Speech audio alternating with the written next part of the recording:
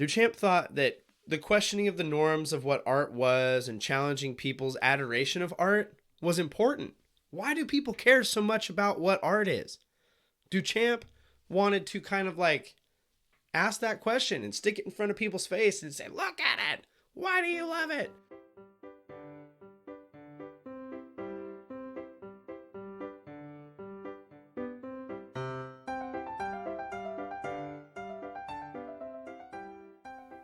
Welcome back to Privy, potty friends. Privy is a podcast about toilets recorded on a toilet. I'm your bathroom enthusiast, host from the hot seat, Hunter Hoover.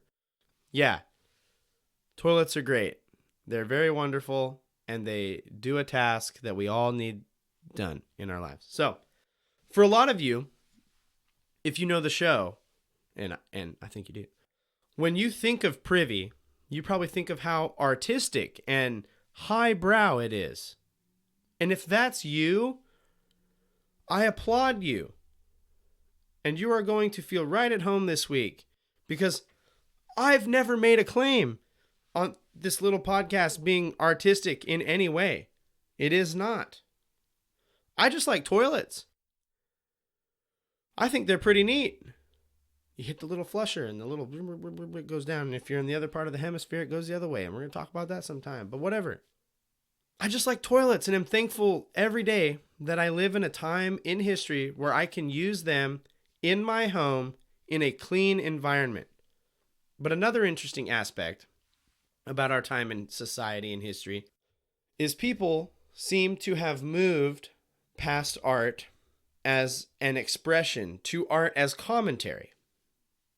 Moreover, people seem to have moved past art as something you do to art as something you just call art. What a time to be alive. Hello, floss container. What can I do to make you art? Today's piece of art is titled The Fountain. And if you heard we're talking about art today, you could approach that with concern. Hunter wants to talk about art on a show about bathrooms and things you make in the bathroom. And I assure you, we will only briefly mention art made in the bathroom. Rather, today we are looking at a famous piece of art and how we got to the place where it's art. Today's piece of art, as I said, is titled The Fountain, or Fountain, and it was produced by Marcel Duchamp. It's a sculpture, sort of, and as we will discuss, that's really not a good description for what this is, because yes, it's a sculpture in the sense that it is like 3D and physical and not a painting, and I can touch it, but I can't. But yeah, I don't think that's a good description. So I will now to describe to you. So on this, an audio format, I am now going to describe to you the piece of work Duchamp, quote, produced. So to get Fountain, what Duchamp did, he took a urinal from the late 1800s, early 1900s, took it off the wall, removed the water pipes that run to and from it, and then laid it flat so it is resting on its back and you can peer into the urinal. Now, you flip it around and you write on the edge of the urinal, R. Mutt, and the year, and that's it. You have made art. And in doing so, you would have recreated the art piece titled Fountain. So, if you're like me and you hear that and you don't necessarily think that that is art, that's okay, because art's subjective. But how did Marcel Duchamp come to create his infamous piece in which he really just staged the elements in the appropriate positions?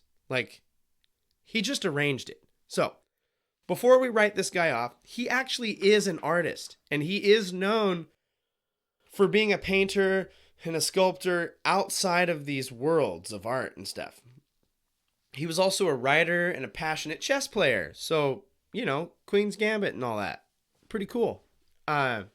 Marcel was born in France in 1887 to a family who was known for prolific artists, including his grandfather was an artist and 3 of his surviving siblings also artists. He was experimenting and producing art of various styles, whether painting or comic drawings or writing. And later, he entered the military service in 1905, where he learned a skill called typography and the arrangement of letters to produce a thought. Much of his early work is considered what they call post-impressionistic. And what that means to those who have spent fewer than 5 hours in an art museum, like myself, is he came after post the impressionistic movement and moved beyond it without leaving it completely behind. So, to understand post-impressionism, we have to understand impressionism. And again, I am not an artist. I don't have an art degree. I don't have anything in art history. I don't make art. I don't do art. Art is scary to me, generally speaking. Like, I work at a high school and I see some of the art that these high schoolers are doing, and I'm sitting here, I'm like, these kids are so much more artistically talented and gifted than I even...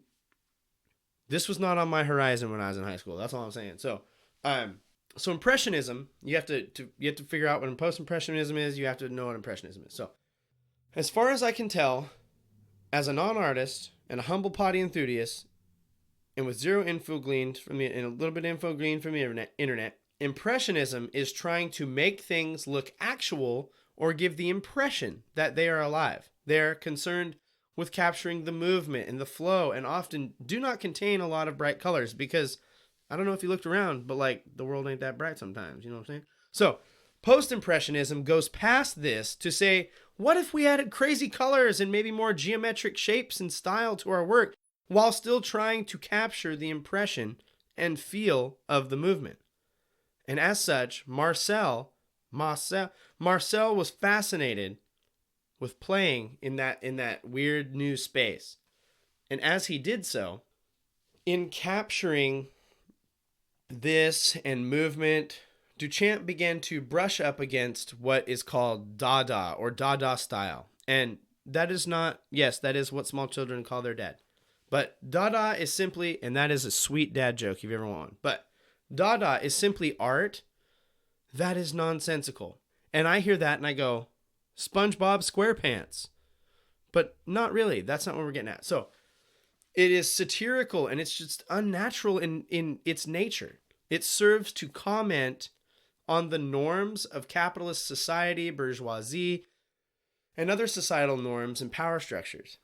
And it is probable that Marcel Duchamp began experimenting in Dada after much of his former pieces received criticism, and in seeing others who had derived from the norm, and I assume he saw it and went, man, that's cool. I want in on that.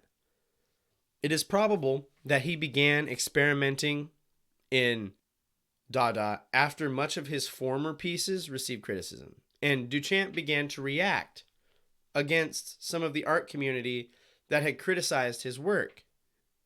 These are his footsteps into Dada.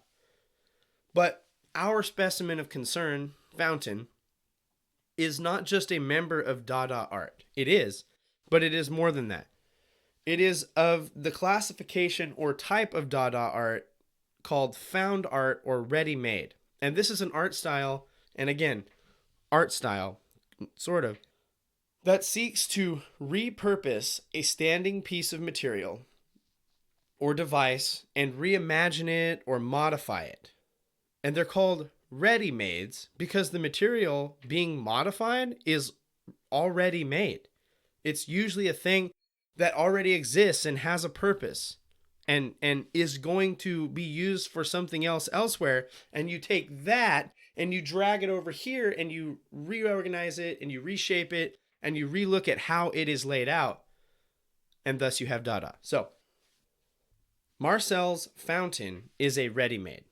It is a urinal whose function is receiving pee from the human body, and it is then removed from its place, usually on the wall, and positioned and modified and written on to where it no longer functions as a urinal, but you can look at it and tell that it is a urinal. This was not like Marcel Duchamp just got mad one day and just yanked the urinal off the wall and tossed it down and wrote something on it and said, hey, that's all right. That's not what happened. This is not Duchamp's first ready-made. Duchamp thought that the questioning of the norms of what art was and challenging people's adoration of art was important. Why do people care so much about what art is? Duchamp wanted to kind of like ask that question and stick it in front of people's face and say, look at it. Why do you love it? So in 1913, he took a bike tire and installed it on the top of a stool in his studio. This was likely one of his first ready-mades. And Marcel had a number of ready-mades, including Bottle Rack, which was a bottle rack, and a piece called Prelude to a Broken Arm, which was a snow shovel hanging on a hook. But in 1917, Marcel turned his urinal on its back, slapped an inscription on it, and called it art. Ladies and gentlemen, the fountain. And he submitted the fountain, or just fountain, to an exhibition for the Society of Independent Artists in New York. And though his piece was accepted, and they had to accept it because Marcel paid the fee to have art submitted. Like if you roll in there with a bag of Cheeto Puffs, half eaten, slap down your X amount of dollars and say, hello, I have made art for this that you're doing today. They have to accept the half-eaten Cheeto Puffs as art. But what they don't have to do is display it at the time. Because once the exhibition ended, the art piece Marcel's Fountain was photographed and published, and the urinal was lost and never found. And artists have recreated Duchamp's work, but the original fountain was probably destroyed or broken somewhere. It's gone. They haven't found it. They don't know where it's at. And this is the crux. And the question that Dada ready-mades are trying to get us to ask. And as I sit on my home privy today, I think I know how I answer this question. Aren't all urinals and toilets art if you look at them right or position them appropriately or care enough about them? Duchamp later proved this to be the case because he was commissioned to produce 16 replicas of Fountain. To the hardware store, Duchamp strolled to get himself some more art. Flip it on its side. Get me 16 urinals, sir, and a Expo marker. I've got art to make. Hurry up. A brief note about the inscription before we move on. So Marcel wrote R. Mutt on his fountain. Duchamp explained in an editorial that Mutt was a purposeful misspelling of Mott, which was a plumbing company. Maybe the company that made the urinal. I don't know. And R stands in for Richard. So putting this rich person's initial and a big business on a urinal and calling it art was just the commentary he was looking for. And there's others who have said, like, it's a nod to the Mutt and Jeff cartoons. Maybe. I don't know. Possibly. I'm not a scientist. I'm not a historian. I was actually telling a homie the other day. I'm like, hey, you know what's weird? Like, if you ask me history about, like, the last 300-400 years, I'm lost. And then I know a little bit about, like, 1500, and then I'm lost until you get back to, like, 100 AD and before. And then I can clown. But that's part of the adventure of Privy, is to learn more about this stuff, I guess. But Fountain was probably Duchamp's most famous ready-made, possibly even his most famous piece of work. And it lives on, not in its appearance. It's a urinal, for God's sake. But in our response to its claims to be art. Marcel Duchamp sticks a urinal in an art museum and says, voila, it is art. How do you feel that you pee on art when you go to the bathroom? And that is what Dada is trying to get us to do and think about. What makes art art? And maybe this podcast is art after all. No, it's not. But his piece is considered one of the most influential pieces of art in the 20th century, not because of its beauty. It's a urinal. Not because of its craftsmanship. He flipped it on its side. But in how it made its viewers think about and interpret art when they walked away from it. It paved the way for the postmodern views in art evident today, where if every splash of paint is art and there are no mistakes. Duchamp gets a nod from us here at Privy, not for his art, but because Fountain reminds us that toilets and urinals and the places we drop our brown are beautiful. We should slow down and appreciate them. They catch our leavings. They remove them from our presence. We don't have to call them art, but they're worth greater consideration until they're filled with matter, and then the consideration can just stop for a bit, I guess. That's fair. Yeah. Well, thanks for taking this small dive into a weird piece of art. Like I said, I will be putting out on social to see this piece and other things about it if you're interested. Real quick, I told you we would only talk briefly about art in the bathroom. So last year, I received an anonymous, and they shall remain anonymous, message saying that this person has a friend who has been working on an art project, is how we will say this. And yeah, so the claim is, and I've looked at them and I have them, will not be sharing them to honor the artist's wishes. But, and I'm pretty sure they're unedited, but some of them are uncanny because he claims to be able to poop English letters. Some of them are uncanny. Some of them I think are happenstance, but they're nonetheless very cool. And this artist should continue to hone their craft and aim their bee to produce. I would love, personally, you know, if the person who heard this is still listening now and they want to get a hold of their homie and say, hey, like, Privy would love to see like a smiley face. That would be wild if you could like make a smiley face happen. I would think that would be hilarious. But yeah, and so he shouted out to me last year and said, hey, like, my buddy wanted to know if you want to talk about this podcast. And I said, yeah, I actually would be interested. So he sent me a few of them, and this is not all of them, and we might even touch on them more. They are the English letters, looks like a D, that's defo a V, that's poopy V. That's either an L or a J, uncanny. And the homie made an S with his poop. It's wild. So, and I'll message this guy to see about like posting them. But yeah, it's cool. Art. And if you want to remain anonymous and you have the ability to, this might be dangerous, but if you have the ability to produce art like this, like, shout at me. Anonymous poop letters. It's a dope thing, and the S one is uncanny, and it's very cool to look at. But as always, if you have bathroom related art, if you can do something of similar nature, and it is, remember, the things you put online are things you put online. But if you have a comment or you want to do any of that stuff, share it, whatever. I don't know how to say that. Hit us up. We'll read an email. If you want to stay anonymous, say, hey, I want to be anonymous. But we're privycast@gmail.com, or you can find us on social @privycast. Leave us a rating or review. Thank you for leaving ratings and reviews and sharing the show. It helps the word get out. I appreciate you guys. 5 stars are our preferred option. And as always, we will try to read some of those reviews on the podcast, and I can easily change the names into Dougie Boy 911. So, totally fine. As always, we want to thank Kevin MacLeod for Barroom Ballet.